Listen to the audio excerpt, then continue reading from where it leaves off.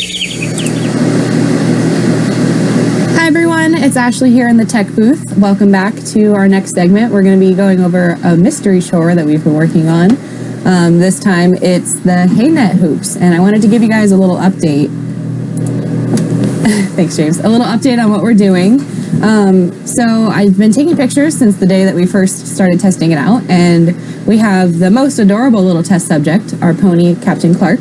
We wanted to test it with him first, just so that way he's a little more gentle with it than a horse would be, but he's very smart and figured out how to undo it a bunch of times.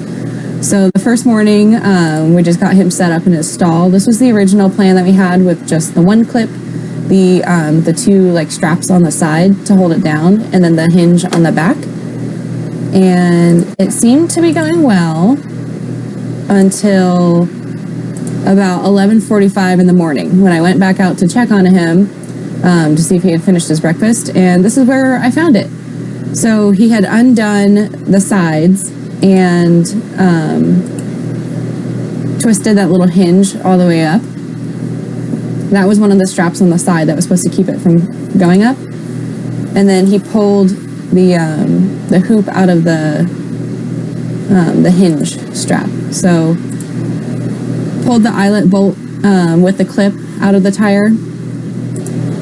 And I think this was that afternoon when we had tried to put it back together and it just didn't stay put.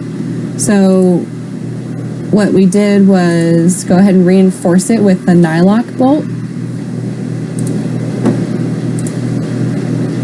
which is this, which, James, if you could provide some. Yeah, so a nylock nut is it's like a standard nut that goes on the end of a bolt, but it's got a little nylon bushing at the end of it, or a nylon insert, and it grips down on the threads so that if it vibrates or gets pulled on, it's not going to come undone automatically. And what we experienced that first day is they just jostled the feeder around, and it was pulling in and out enough that the standard nut and bolt assembly just worked its way loose, and there were parts on the floor. Yeah. So definitely don't want them picking those up. We put the nylocks on there, and that's the way I intended it to be ultimately.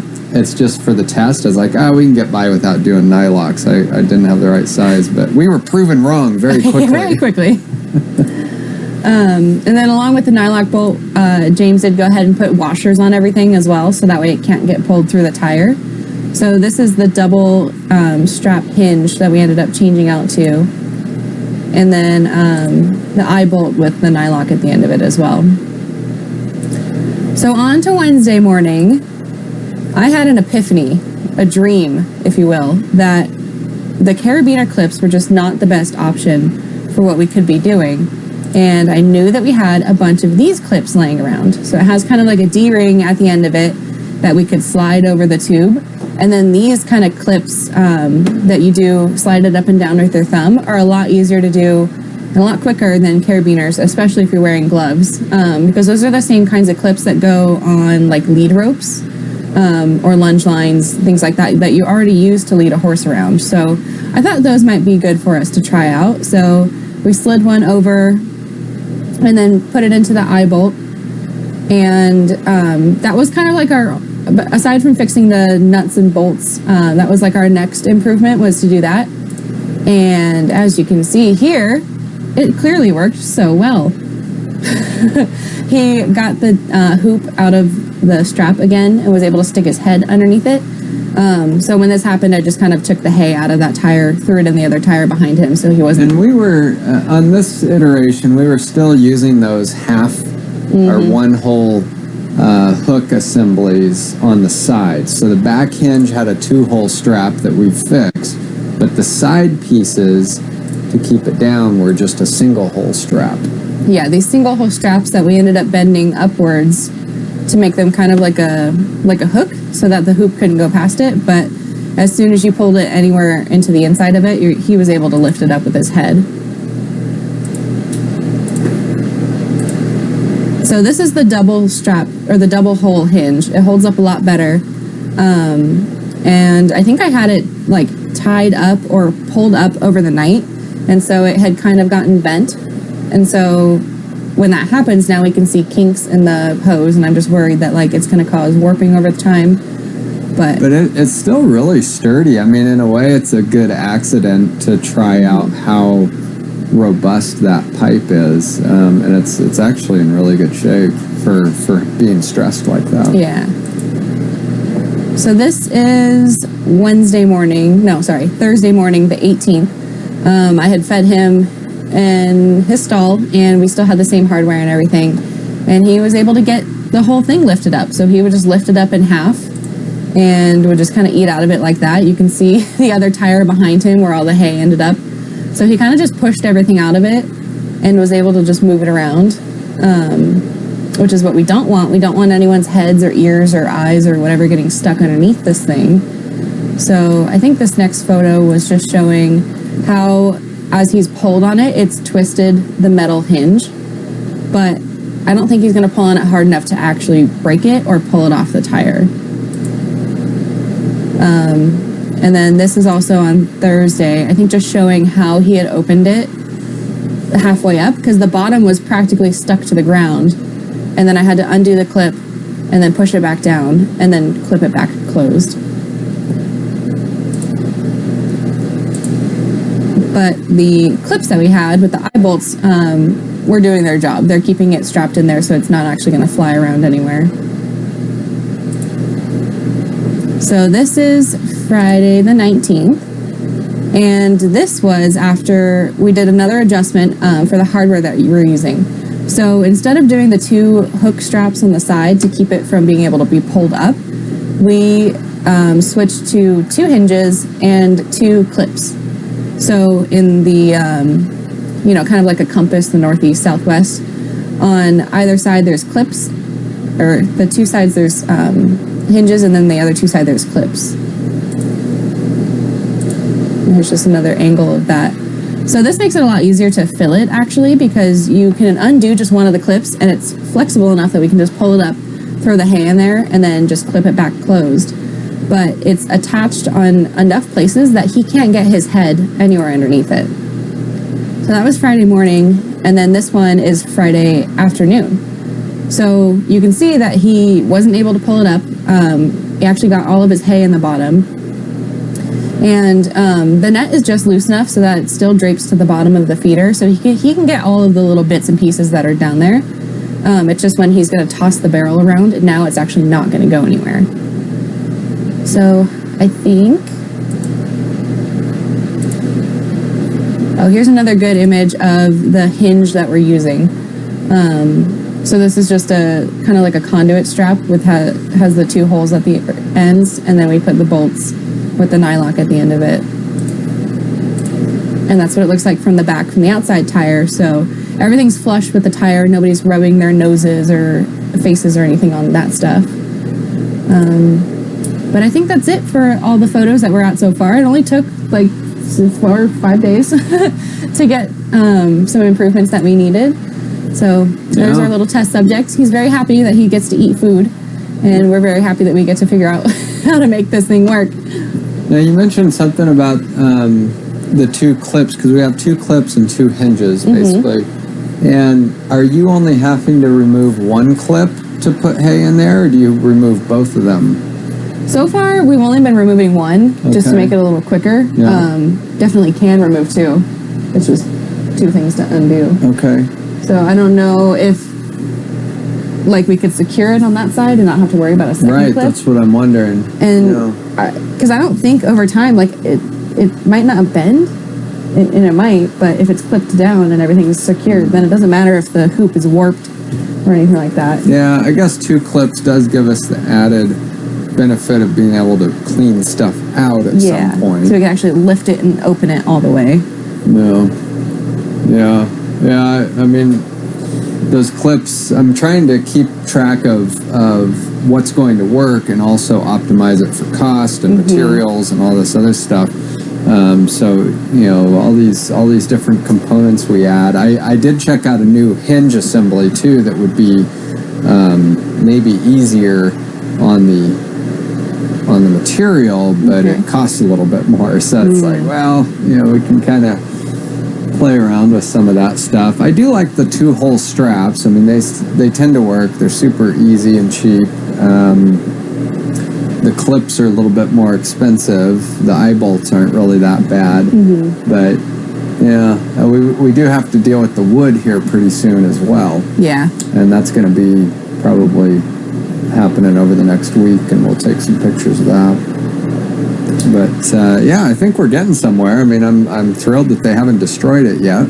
Yeah, it lasted all weekend. Chelsea and Ryan were able to use them while they were feeding this weekend, and I got feedback from the two of them.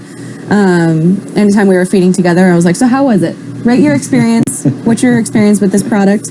And they said it's pretty easy to undo. It just kind of gets tricky with the clips and the gloves and everything.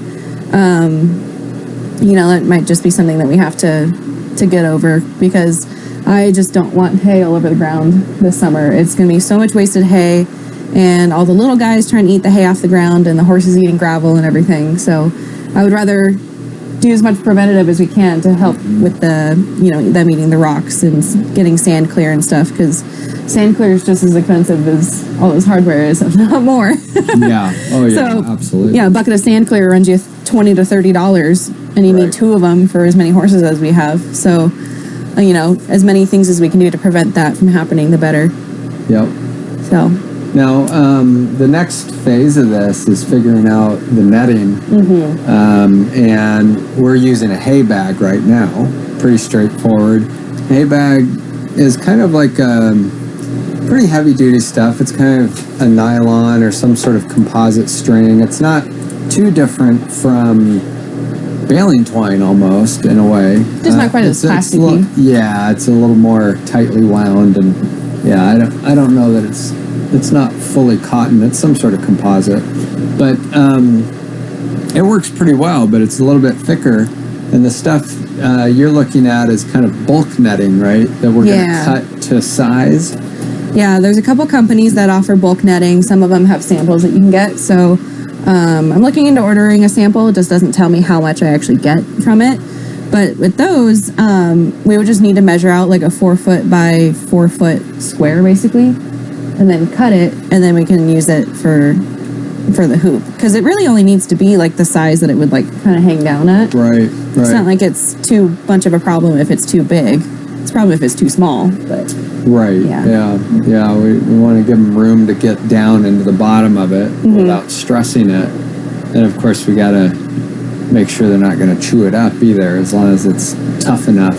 That's the only thing I think I'm concerned about with the netting. Otherwise, I think it'll work great. Yeah, and if they put a hole or two in the net, then it's not that big of a deal to fix. You can just kind of go through with some baling twine and just tie the holes together. Yep. Because some of our older nets have holes in them, and they kind of just like eat out of that hole without like eating all of the rest of the netting. So it kind of works. Path of least resistance. Yeah. And with the net like this, like it has big openings on the sides around the hoop, kind of like towards the outside of it. So he was sticking his little nose in all of those bigger openings to get at it. So the other thing I noticed is that it doesn't slow him down a whole lot. Like this morning, he was done eating by 10:30 by the time I was done with Hoggy. So it still only takes the ponies about 2.5 hours to eat their food, which is about normal if it's in a net or not. So it works about the same rate. I think it would go slower if they were smaller openings, but we might also get more problems with them biting it if it's smaller openings. So that just around 2-inch opening seems to work. And of course, with a horse, everything's bigger, so they're not going to be able to eat through that as easily as the little guy can. Yeah, absolutely. Well, I'm glad this is working out. Yeah. Like I mentioned before, we've had some of these parts hanging around for a while, and this hoop idea is something that's a much better adaptation from what I was looking at doing last year. But we've got the pipe. By the time we're done with 20 barrels, we may need a little more pipe and stuff, but so far it seems to be holding up okay. And the only other thing I was thinking about maybe experimenting about is if you're only needing to open one side, maybe we, instead of 4 attachment points, we do 3. Yeah. So we do two hole straps, and then we do one clip in the middle. Kind of like the Mercedes-Benz logo, is what I'm imagining. Yeah, so that would definitely work too. My only concern with that is if that leaves too much of a gap in the hoop that they can get their nose underneath and lift up one of those thirds. We would probably just have to put them in just the right spot so that way they can't push down on one side and bring the other one up. That's probably how that works, isn't it? Yeah, because I think it's the two kind of like, I don't know, 60 degrees away from each other, and then the other one's directly back. So as long as it's got the same tension on each side, they shouldn't be able to push anything. Well, maybe we'll go out and try that later today or tomorrow. Yeah. We'll move those 2-hole straps. We'll remove one of them, and then we'll move an eye bolt. Okay. And, let's give it a try on a second one. Yeah. And that would that would take away one of the clips, so we're only using one clip and 2-hole straps. And only use one eye bolt. One eye bolt. The eye bolts and the straps are the most expensive ones. Yep, exactly. Okay. Yeah, we'll try that. I'm not sure if it'll work, but we might as well give it a shot before we mock up 19. Yeah, we could try that one on the other pony. Just see, and then we can see side by side which one is actually truly working the best. Yeah, that's true. Oh, so mock up a second barrel. And just try it out. On the other pony. The other fitting on there, and I pointed this out a couple weeks ago. We have that brass coupling that's in between that holds the pipe together, and those are kind of spendy too. So I might try to find a plastic coupling. Okay. And we can try that on this other one as well, and see how well that holds. Is there any like PVC thing that you can like just kind of push them together into the PVC and clamp it? I was using glued couplings last time, and they just yanked them right apart. Okay. So I kind of have to hose clamp them. I mean, that's got to be super rugged. It's either that or through bolt it. I could pinch them together and then put a bolt through there, and they definitely wouldn't pull that apart. Right. So that could be an option. Well, and then at the other point, it's like, can we undo them if we need to? That's the thing, yeah. Because with those hose clamps that you had, you could undo those if you have a screwdriver on you. And same with nut in the bolt. If we through bolted it, it's not maybe as convenient, but because we have to undo them to A, feed the net through, and B, put the clips on. So we'd have to do all that first before we bolt it together. Yeah. And then if we need to change the net, we need to undo it. So it needs to be serviceable. Yeah, it's a kind of a tricky thing. Yeah, I'm thinking of the wooden dowel, but then you don't have the teeth on it. Like I'm worried about the dowel breaking. Like if they yank on that thing and then somehow it gets caught just right, just snap the wooden dowel and then the whole thing's come undone. Oh boy. Yeah, it's always an adventure working with animals, and as Brandon's pointed out many times, they can be pretty destructive, and they look for things to either tear apart or hurt themselves with. So I just think this which one is it? He had his head like stuck in there, not stuck, but with his hair coming out of the side. Oh, I can't find the picture. Yes. That one. Yeah. So they'll figure out a way to get in there if they have the option to, but that's what we want to try and minimize. So I'm really excited about the 3 connections to it. I think that would work too.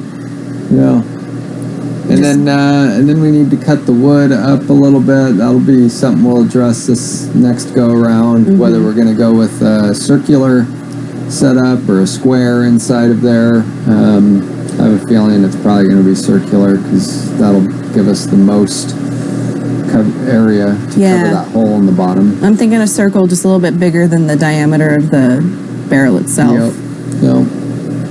And the key, of course, is that when we move these, those have to stay in place or be put back into place. So we're going to be rolling them around and they'll get tossed and all that. Yeah, so just kind of figuring out the right amount of baling twine for them. I'm wondering if you do like 2 holes, 2 holes, 2 holes, 2 holes, and then just kind of like loop it through or sew it through on the bottom. I don't know.